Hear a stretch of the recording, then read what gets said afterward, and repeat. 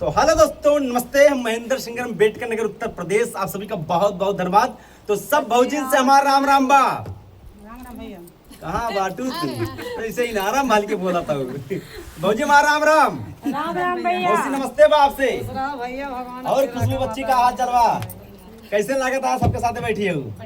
चलिए दोस्तों, आज बहुत अच्छा लग रहा है कि आज हम जिला बस्ती में उषा कुशवाहा और उर्मिला कुशवाहा के स्टूडियो पर आज हम यहाँ पर आए। तमाम सारी हमारी भाभी जी आई हैं और भाभी के बच्चे का आज बर्थडे था। इस बर्थडे में आप लोग सभी लोग हम सम्मिलित हुए हैं और एक गीत हम गाने चले। अब केका देख के गाए गीत अपने भौजी ने गीत देख अपने भौजी ताई बुलावा थी गीत, लेकिन कहना बा अरे कजरा धुमिल के जाया हो, अरे कजरा धुमिल के जाया तब राजा जाया